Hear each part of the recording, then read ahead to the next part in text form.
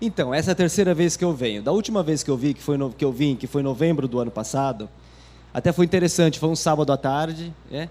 Era uma coisa como era uma coisa mais não formal, e nós estávamos falando sobre, obrigado, querido, a gente estava falando sobre vocação, carreira. Na época eu trabalhava em banco, e foi interessante, né? Porque naquele dia eu já sabia que eu seria desligado do banco, só que só o Aguinaldo sabia. Eu não continuaria mais trabalhando, teve uma reestruturação, e eu estava negociando já a minha saída, mas eu não podia dizer isso. Uma empresa que é cotada em bolsa, a gente não pode ficar dando informação nenhuma, então a gente não podia falar em público que eu estava saindo de lá. Por ter uma função estatutária, a gente não pode ficar falando, antecipando qualquer coisa. E a gente falamos muito sobre vocação, sobre trabalho. Foi muito marcante, porque ter vindo aqui naquele dia, para mim, era uma resposta muito clara de Cristo, de que o tempo que Ele tinha para mim, naquele campo missionário, durante quase 15 anos, foi muito bom. Tive oportunidades nos últimos anos de poder ensinar a Bíblia para os meus amigos, ensinar a Bíblia para outros vice-presidentes e diretores, levá-los à minha casa, ir à casa deles para estudar a Bíblia uma vez por mês. E isso está acontecendo até hoje. Então, essa foi uma oportunidade muito legal. Nenhum deles vai em nenhuma igreja. Alguns deles vão em igrejas que são igrejas católicas, que são cristãos também. Mas eles não entram numa igreja como essa, ou como a minha. Eu e Celise, nossa família, a gente congrega na Comunidade Batista de Moema, onde o pastor Gerson já falou algumas vezes, pastor Paulo Moreira. Essas pessoas não vão entrar nesse tipo de modelo, não vão entrar em igreja. Alguns vêm, mas alguns não vêm. A grande maioria não vem nesse modelo. Que modelo funciona? E quando a gente fala de uma igreja mais bíblica, mais contemporânea, mais relevante, as respostas estão nos modelos que a gente tem na palavra de Deus. O que mais funciona hoje em dia para você levar e apresentar quem é Jesus Cristo e o que Ele é para você, é dentro da sua casa, que em Atos era assim que acontecia. Eu fico um pouco impressionado como as igrejas estão perdendo tempo fazendo plano 2020, meta não sei o quê.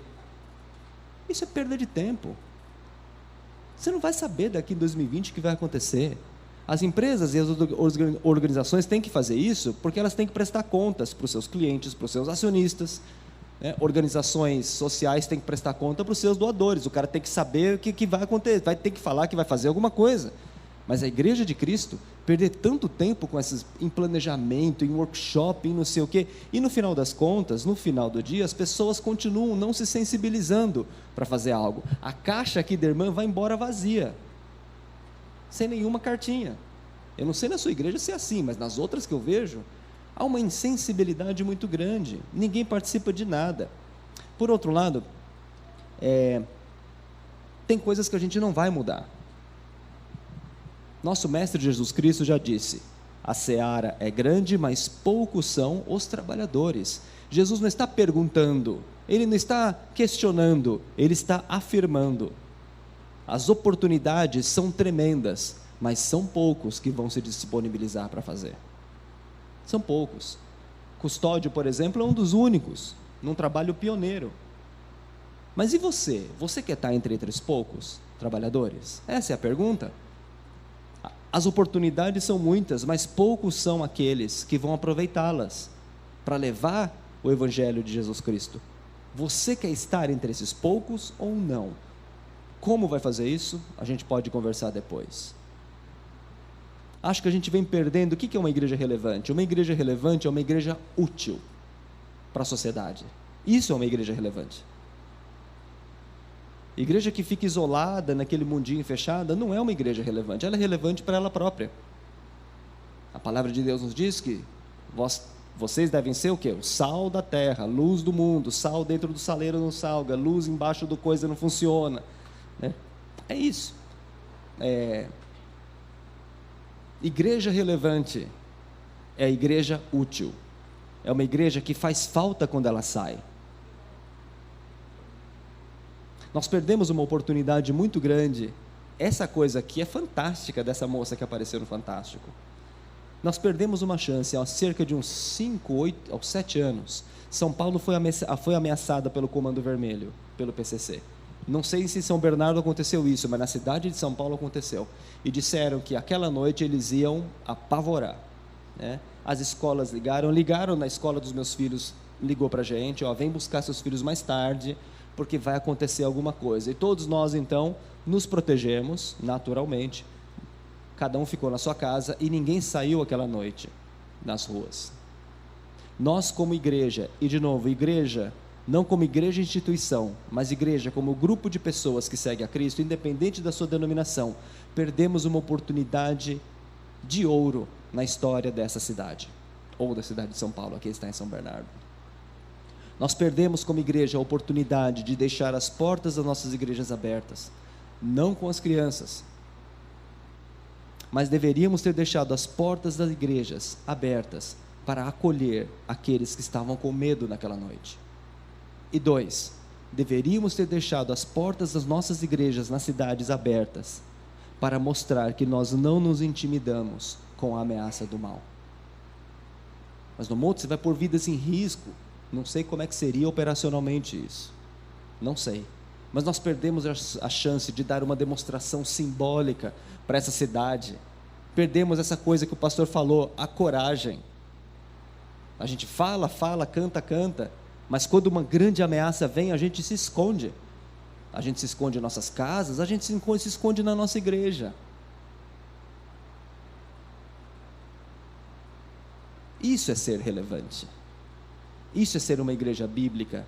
Isso é ser contemporâneo. Saiu uma pesquisa de um grande instituto, de uma agência que faz, uma empresa que faz pesquisas no mundo inteiro.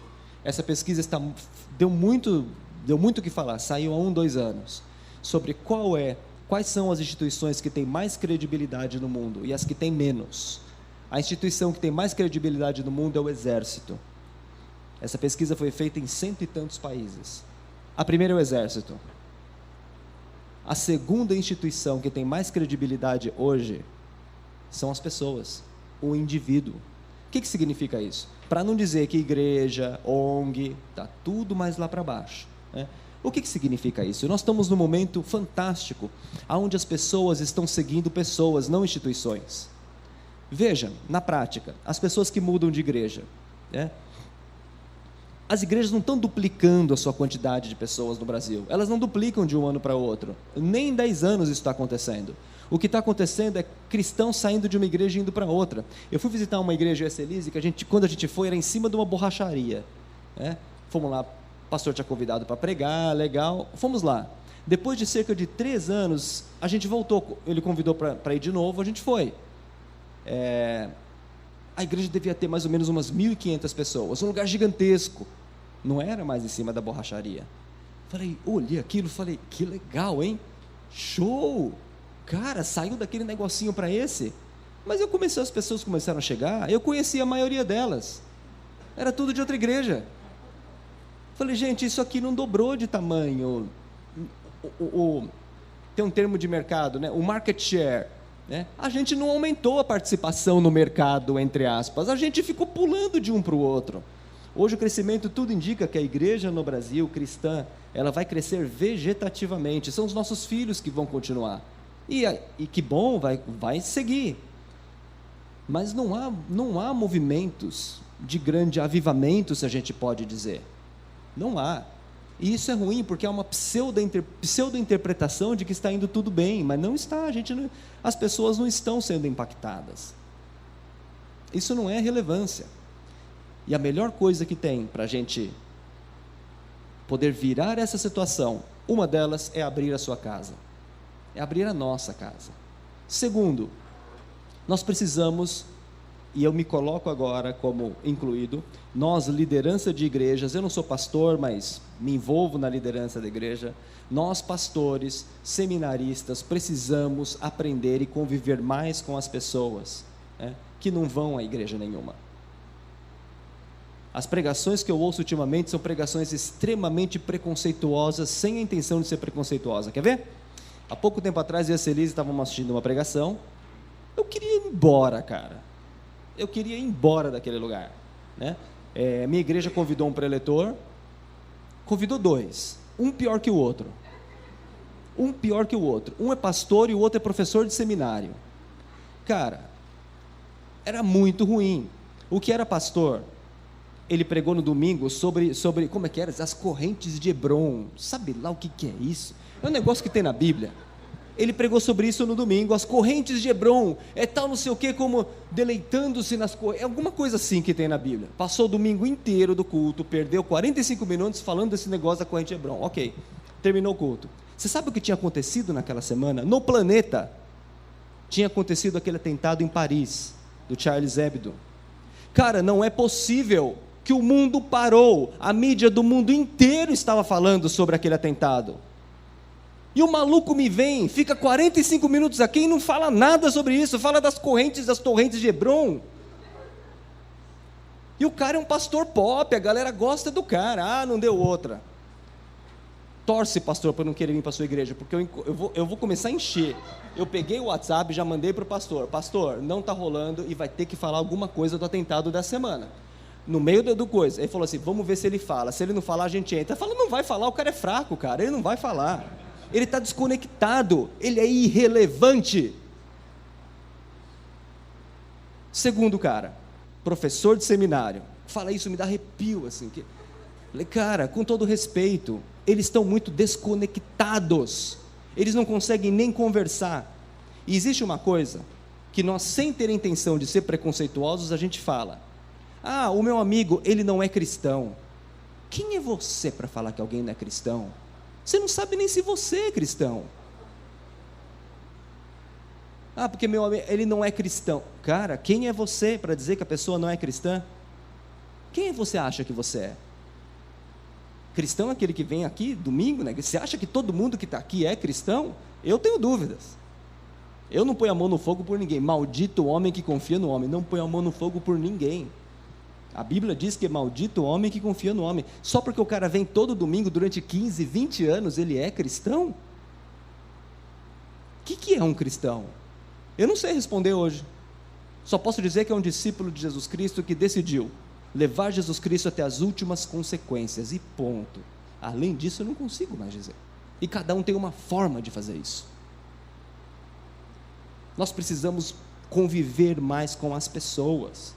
E a liderança das igrejas que eu conheço, em especial as evangélicas, convivem muito pouco. O cara do seminário teológico sai de manhã, fica o dia inteiro no seminário, volta para casa, conduz o grupo de estudo bíblico da igreja, fim de semana passa na igreja, o cara não, ele só fala com aquelas cabecinhas. Você põe ele, eu fiz um teste, peguei um desses seminaristas, pediram para ajudar, falei, eu vou ajudar, só que vai ser do meu jeito. Então tá bom, já avisei, para depois eu falar, você chocou a pessoa. Não, tá bom. Meti a pessoa, então é o seguinte, cara, é assim que se fala de Jesus. E primeira coisa, você para com esse negócio de grupo de estudo, de não sei o que, não está te levando a lugar nenhum. Você tem que montar um grupo de estudo na sua casa, só com as pessoas que não são pessoas que vão em igreja nenhuma.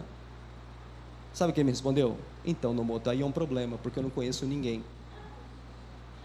Todo mundo que conhece vai à igreja. Você vai ser seminarista do quê?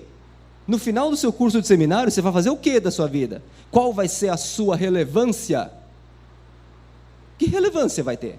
Você não vai ser útil para as pessoas em termos de sociedade, e você não vai sequer conseguir falar de Cristo para a pessoa, para o porteiro, o cara do cobrador, né, o seu amigo de não sei o que, não se envolve em nada. E o que é legal disso é que tem acontecido um movimento diferente. Essa semana um pastor me chamou, é um pastor bacanão, bem bacana aqui no Brasil. Ele me chamou para uma conversa, ainda falei para a Celise, o que eu vou falar, meu? O cara é o Mega Blaster, eu não tenho nem o que falar. E ele me chamou para dizer o seguinte, eu quero que você, Nomoto, se você pudesse me ajudar, eu quero mudar. Do jeito que está, as pessoas que eu conheço, não está tendo relevância. É um cara que tem ministério pastoral há mais ou menos 30 anos, com ministério pastoral mesmo, né? Sentiu necessidade de uma mudança, eu não sabia nem o que falar, falei, eu não sei, pastor, eu posso te ajudar, vou mandar junto. trocar uns WhatsApp, faz alguma coisa aí, mas eu não sei como te ajudar. Mas ele entendeu. Algumas igrejas estão se movendo nesse sentido. Tem uma igreja de um cara muito louco nos Estados Unidos, chama David Platt. O cara cansou dessa história toda, ele desmontou. Era uma igreja grande, devia ter uns 2.000 membros. Desmontou tudo, vendeu a sede, doou o dinheiro inteiro para o Sudão, parou com tudo, parou tudo. E as pessoas não têm mais sede, não tem mais nada, vive de um grupo de estudo, de vez em quando ele dá uma mensagem, resolveu desmontar todas as coisas. Eu não acho que esse modelo dele vai durar muito tempo, mas a iniciativa dele eu gosto muito. Resolveu dar uma resposta radical, porque não aguentava mais ver todo domingo as pessoas vindo na igreja e nada acontecendo de relevante, não só na vida delas, mas também nas famílias delas, no bairro onde elas estão e nem no mundo. Tem um outro grupo também que começou com alguns grupos de estudo. Esse pastor começou com grupos de estudos em principais cidades do mundo, né? Ele veio conhecer alguns trabalhos que a gente faz, e é muito legal. São grupos que são montados de pessoas por afinidades, né? De jeito nenhum em igrejas nesse modelo, sempre são em escritórios, são em restaurantes, são na casa das pessoas, né? E Deus vem transformando a vida das pessoas e o que a gente chama de modelo de igreja. Então eu queria aqui só ler mais uma coisa aqui para vocês. Eu tinha trazido mais coisas, mas acho que eu vou ler uma só, depois eu queria abrir para perguntas. Nós estamos vivendo num momento de grandes oportunidades para o Evangelho de Cristo. Eu trouxe um livro aqui que obviamente eu vou poupá-lo de ler ele inteiro. É um livro de Jeremiah Rifkin, The Zero Marginal Cost Society, esse daqui. Acho que não tem em português, acho. Esse livro fala muito sobre o que são as sociedades em rede, essas coisas todas que a gente fala, né? Em 10 anos, cerca de 2 trilhões de aparelhinhos vão estar conectados na rede. Celular, máquina de lavar, automóvel, tudo mais, né? Tudo isso vai permitir as pessoas se conectarem não só com pessoas, mas com coisas rapidamente. A troca de informações vai ser algo absurdamente grande, como na verdade já é. E o que vai ser valorizado, e já é valorizado hoje, e cada vez mais será, é a cultura da colaboração, né? A cultura do compartilhamento. Eu visitei um projeto lá no Rio de Janeiro, ontem, chama Goma. É um projeto lá na Senador, lá na Gamboa, perto do centro, né? Pastor, e ela é um negócio assim, aberto, com vários jovens, tem 60 jovens, cada um tem uma empresa, cada um é uma empresa individual. E quando um deles fecha um contrato com uma grande empresa, por exemplo, para prestação de serviço de comunicação, ou prestação de serviços de arquitetura, eles compartilham todos entre eles, cada um coloca a sua competência, o que eles sabem fazer, e fecham um contrato com todo mundo junto, mas cada um é uma empresa individual. Mas na hora que eles conseguem alguma oportunidade, um grande contrato, todo mundo senta, todo mundo dá o seu tempo, eles constroem produtos juntos. Então, olha, estou pensando num negócio revolucionário para dar um fim nesse tipo de coisa e não sobrar resíduo. Pô, dentre os 60, tem um cara que conhece materiais, o outro conhece não sei o quê, tem uma pessoa que é psicóloga, senta todo mundo e cada um doa o seu tempo e criam alguma coisa nova. É a economia de compartilhamento, ou em inglês é o share economy.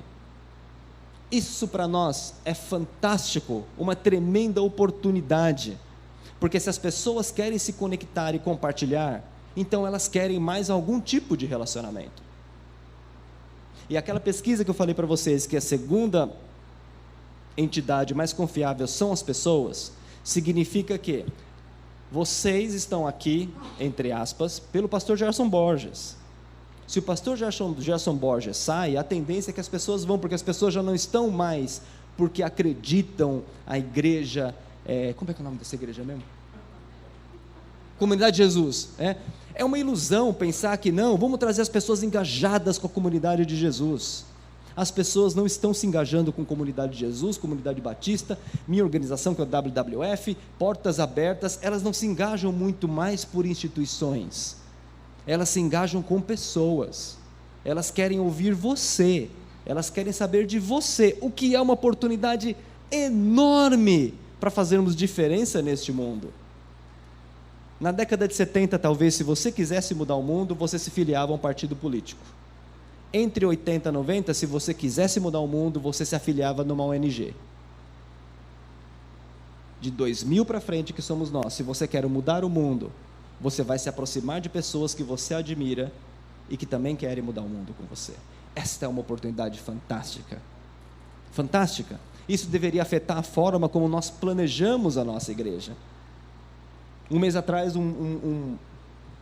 que eu falo desses caras, mas eu gosto deles, né? Um outro pastor queria almoçar comigo. Vamos lá, pastor. Aí ele, Nomoto, eu queria que você me ajudasse aqui, ouvisse a igreja, a gente fez um planejamento, eu queria engajar as pessoas. Então foi assim, pastor, que é um desejo legítimo, né? A minha igreja, o pessoal não é engajado, o pessoal não faz nada, vem a caixa da coisa do Rio Grande do Norte, a caixa sai vazia, né? E essa coisa toda. Eu queria engajar as pessoas da minha igreja. Eu falei, legal, pastor. E olha o que eu fiz. Eu falei, o que você fez? Eu fiz eu acho que para as pessoas se engajarem, eu defini 3 objetivos estratégicos. Eu falei, começou errado, mas tudo bem, né? E tal. E com esses 3 objetivos, isso vai direcionar a igreja. Eu falei, tá bom. O que você acha? Eu acho que não vai dar certo. Falei, mas por que não vai dar certo? As pessoas não se engajam emocionalmente ou de verdade porque você tem 3 objetivos da igreja, porque ela não se engaja com a igreja. Ela se engaja com pessoas. As pessoas querem saber de você. Ele não é porque tem 3 objetivos aqui que as pessoas vão sair da sua cadeira e trabalhar mais para trazer mais pessoas para Cristo. Não é porque você definiu. Não, mas eu usei pessoas, trouxe jovens, e daí? Não é por isso. Mas então como é que é? Eu também não sei. Mas a gente pode descobrir juntos. Se é uma sociedade de economia, de compartilhar, por que você não põe todos os jovens um dia numa sala, chama uma pizza, faz alguma coisa bacana e fala o seguinte: senhores, nós vamos pensar nessa igreja. Quanto tempo essa igreja dura desse jeito? E por quanto tempo ela vai durar? O que deveria ser uma igreja relevante, mais bíblica, contemporânea e relevante? Fala pra gente. Deixa eles falarem, mas não pode ser defensivo, né? Aí esse cara não gostou do que eu falei, foi falar para a Celise depois que eu estava de mau humor no almoço. Falei, então por que pergunta, cara? Você pergunta, então não pergunta mais, velho. Porque não vai funcionar, ele não vai conseguir o que ele quer, que é legítimo, do jeito que ele está pensando.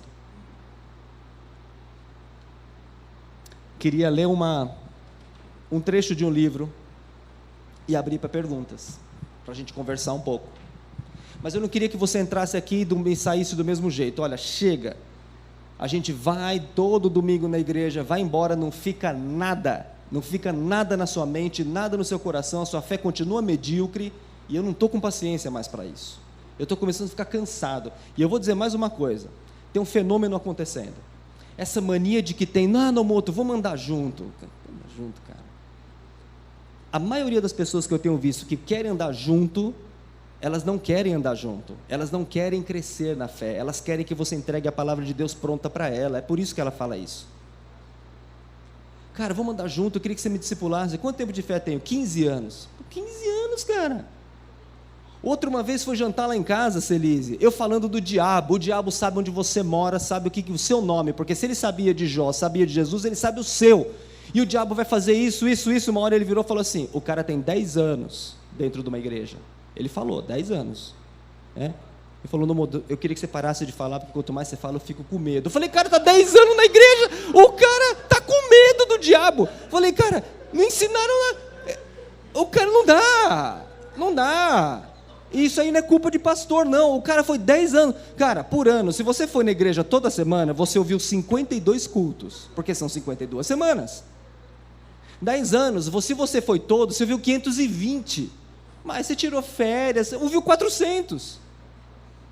Não é possível que você vire para mim, e no final da conversa, ele virou então no moto, eu queria ver se a gente andava junto, jogou umas indiretas, falei, não, eu não vou andar junto desse cara. Falei, você quer saber de uma coisa? O que vai resolver seu problema não é andar junto de mim. Tudo que eu tinha para te dizer, eu já disse agora, eu não tenho mais nada para te dizer. O que vai mudar a sua vida é você começar a ler a Bíblia, estudar a palavra de Deus, orar, e deixar Deus transformar a sua vida, porque você racionaliza demais. O cara racionalizava tudo. Falei, então ele não quer andar do meu lado. Ele quer que entregue a Bíblia pronta. Cuidado com gente que começa a falar que quer andar do teu lado, porque, cara, se for uma pessoa nova na fé, gente, pegue, ande ao lado. Agora, marmanjo de 10 anos, 15 anos, falando que só porque eu falei bonito aqui na frente, o cara quer andar do meu lado. Para com isso. Não, vamos trocar e-mail, trocar WhatsApp. Não me põe em grupo de WhatsApp, eu odeio, eu saio na hora. Pau! Aquilo distrai, aquilo fica pitando, bi. Não me põe nesse negócio. Você precisa alimentar e fertilizar a sua fé, você com Cristo, não com outra pessoa. Não vem com essa história de andar depois de 10, 20 anos dentro de uma igreja, porque você nunca recebeu a palavra de Deus. Você é um preguiçoso.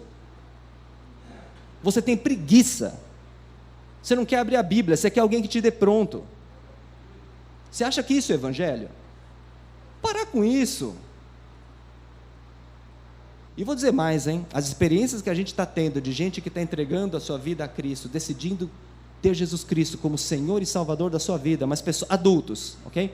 Criança é outra história. Criança, adolescente, agora, adultos que decidem ser discípulos de Cristo, você começar a andar do lado deles e ensinar a Bíblia é uma coisa fantástica.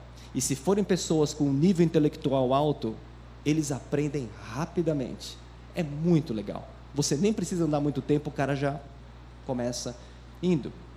Não é a frequência de contatos que transforma, é a intensidade do contato.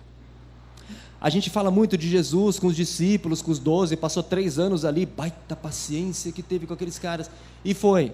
Mas pensem nos demais contatos que Cristo teve ao longo da vida, que não foram 3 anos juntos. Um contato, foi transformado. Eu trouxe aqui um trecho para vocês, que é da mulher samaritana. A mulher samaritana, que é uma sociedade em rede,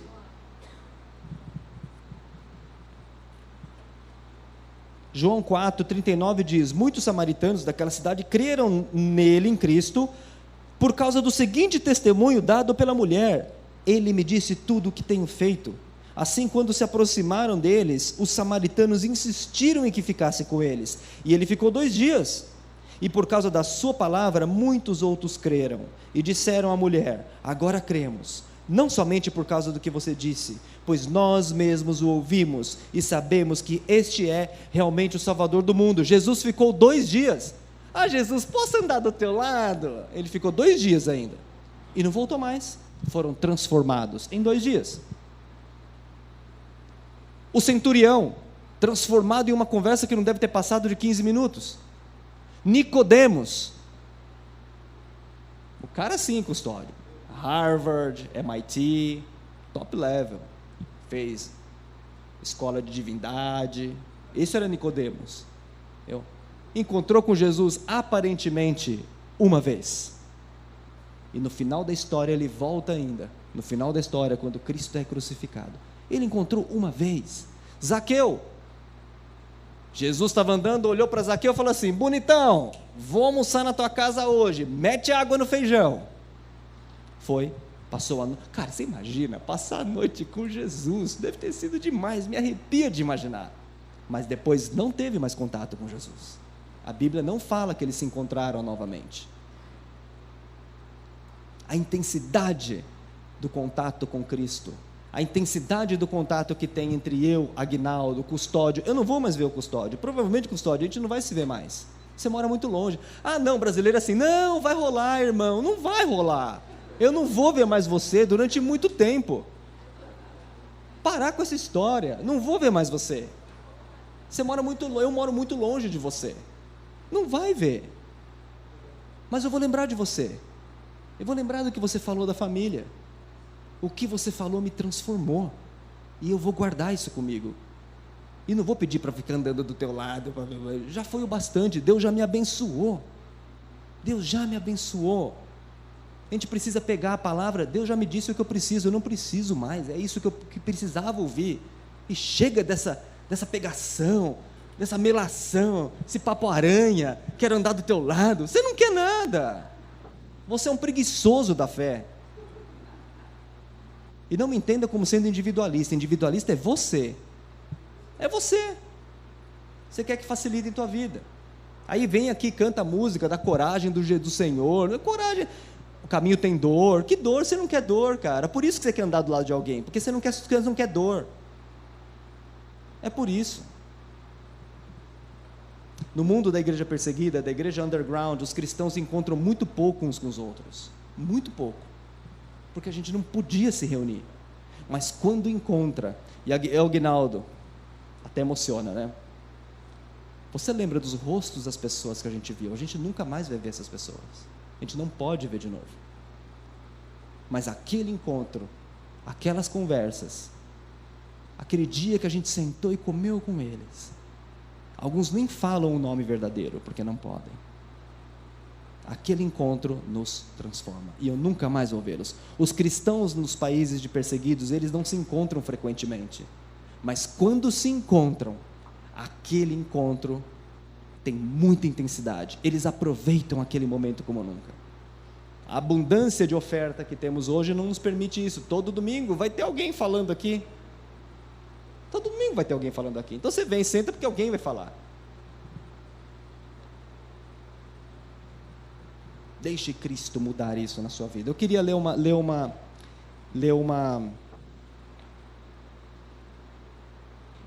trecho aqui desse livro, Descobrindo Deus nos Lugares Mais Inesperados, de Philip Yancey. Esse livro eu não dou, não vendo, não troco. Se você quiser, arruma o seu. O meu você não tira da minha mão. Esse livro é precioso. E tem uma história que eu quero ler aqui para vocês, dentro desse assunto da igreja. Os mais jovens não vão saber dessa parte da história do mundo. Houve uma época em que 2 países vinham combatendo um terceiro país, de um cara que chamava Hitler. Hitler era um cara muito, muito do mal. O cara era o demo, velho. Se houve um anticristo no mundo, um precursor, um trainee do anticristo, era Hitler. Tem uns agora aqui, bem trainee do anticristo hoje no planeta. Não vou falar nome porque o Hitler já morreu, mas tem uns que estão vivos ainda. Vieram então 2 grandes nações combatendo Hitler. Um veio já pelo norte da África, indo em direção à Europa, e o outro vinha do outro lado dali, pela Rússia, e um dia eles iam se encontrar. E quando se encontrarem, eles teriam que decidir quem fica com o quê. Não tem freirinha ali, a galera manda fogo. E se encontraram numa cidade na Alemanha, que se chama Berlim. E nessa cidade, quando essas 2 potências se encontraram, em Berlim, tinham que decidir o que faziam agora com Berlim, né? Que é uma cidade bonita. Se você tiver um dia a oportunidade de ir, é muito bacana. E vamos dividir a cidade de Berlim, então. Não, mas como assim dividir, cara? Eu matei um monte desse lado, mas eu matei também. E ficou aquela história, então vamos fazer o seguinte, vamos dividir a cidade no meio. A gente passa um muro no meio dela. E dividiu o que virou Alemanha Oriental e Alemanha Ocidental. Não aprendemos nada com a história, né? Tem mais muros sendo construídos por aí. Tem mais muros sendo construídos no planeta. Aí dividiu. A Alemanha Ocidental era um pouco mais rica, tinha produção, tinha algumas indústrias, e a Alemanha Oriental era o lado mais pobre. Não tinha emprego, não tinha desenvolvimento, a cidade era feia, a cidade era cinza. E era isso que acontecia. E agora eu vou ler o que aconteceu, um fato histórico, aonde a igreja teve um papel. A igreja foi bíblica, contemporânea e relevante.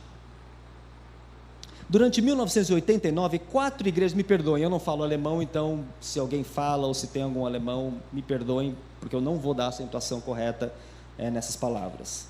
Durante 1989, 4 igrejas numa cidade pequena que se chama Leipzig estavam organizando reuniões semanais de oração, nas segundas-feiras, às 5 da tarde.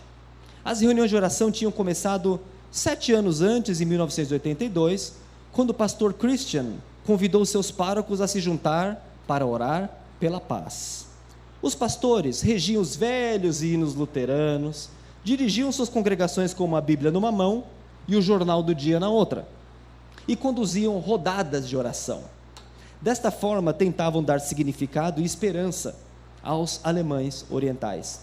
Inicialmente, um punhado de cristãos, 12 no máximo, se reuniu. Eu nunca vi reunião de oração com mais de 12 pessoas também, né, cara? Você pensa que alemão é melhor que nós? Não, não, cara. Reunião de oração tinha 12 pessoas. Né? Nunca vi bombar reunião de oração. No entanto, gradualmente, as congregações nessas reuniões de oração começaram a aumentar, atraindo não apenas os cristãos fiéis, mas também dissidentes políticos e cidadãos comuns. A igreja era o único lugar onde o Estado comunista permitia liberdade de reunião. Depois de cada reunião, os grupos se juntavam e andavam pelas ruas escuras da velha cidade, segurando velas e faixas, uma das mais benignas formas de protesto político. Virtualmente, todas as demonstrações de protesto em todo o país começaram dessa forma, com um culto, com uma reunião de oração. Isso é lindo. Em algum momento, a imprensa do Ocidente percebeu da história. Alarmada, a hierarquia comunista debatia sobre como se livrar dessas marchas pacíficas. A polícia secreta cercou as igrejas, às vezes chutando ou agredindo aqueles que marchavam, mas as multidões continuaram crescendo, centenas, milhares. O pastor Wonenberg, que está vivo até hoje, Christoph Wonenberg, da igreja de São Nicolau, descobriu-se desempenhando o papel inesperado de líder, de fato, do movimento. Ele pregava paz e dava conselhos práticos sobre técnicas de não violência, mesmo quando a polícia fazia ligações com ameaças de morte e montava vigilância em torno da igreja. Em 9 de outubro, praticamente todos esperavam que a pressão política alcançasse o maior nível. Berlim Oriental estava comemorando o 40º aniversário do Estado comunista e enxergava essas marchas como uma provocação. A polícia e o exército se moveram em peso para aquela pequena igrejazinha em Leipzig. E o líder alemão, na época, deu ordens para atirar nos participantes do protesto. O país se preparou para uma reedição da tragédia da paz celestial, aquela que teve na Índia, do cara na frente do tanque de guerra, né? Na China. O bispo luterano da cidade preveniu sobre um massacre. Os hospitais abriram espaço nos prontos-socorros, igrejas e auditórios de concerto concordaram em deixar as portas abertas caso os participantes da marcha precisassem se refugiar rapidamente. Quando chegou a hora da reunião de oração, da famosa reunião de oração, na igreja de São Nicolau, 2.000 membros do Partido Comunista se apressaram a entrar e ocupar todos os assentos. A igreja simplesmente quase não cabia mais ninguém lá dentro. Uma das revistas informa que o culto em si foi o ponto da virada. Os membros do partido que foram à reunião com a intenção de atrapalhar as coisas pela primeira vez, perceberam que a igreja, na realidade, estava trabalhando para uma mudança pacífica. Ninguém sabe com certeza a razão pela qual os militares não abriram fogo naquela noite. O novo líder, que ficou por pouco tempo no governo, tomou os créditos para si. Alguns dizem que até um dos grandes líderes da época, Mikhail Gorbachev, ligou para o líder alemão dizendo que era melhor ele não aumentar a violência. No fim, 70.000 pessoas marcharam pacificamente através do centro daquela pequena cidade. Na segunda-feira seguinte, na reunião de oração, 120.000. E uma semana depois, 500.000 pessoas apareceram naquele lugar. No início de novembro, teve lugar a maior marcha de todas, quase 1 milhão de pessoas, marchando pacificamente através de Berlim. O líder alemão pediu demissão, humilhado. A polícia se recusou a atirar nos manifestantes, e à meia-noite,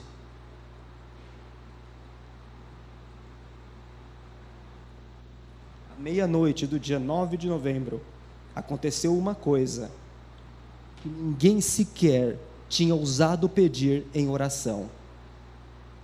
o muro de Berlim caiu. Os alemães orientais passaram como uma torrente pelos pontos de vistoria. Passaram pelos guardas que sempre tinham obedecido às ordens de atirar para matar. Nem uma única vida se perdeu, enquanto hordas de pessoas, marchando com velas, derrubavam um governo.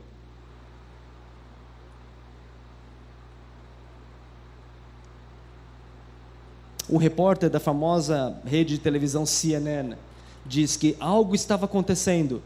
Nós estávamos capturando imagens, mas havia algo espiritual acontecendo naquele momento.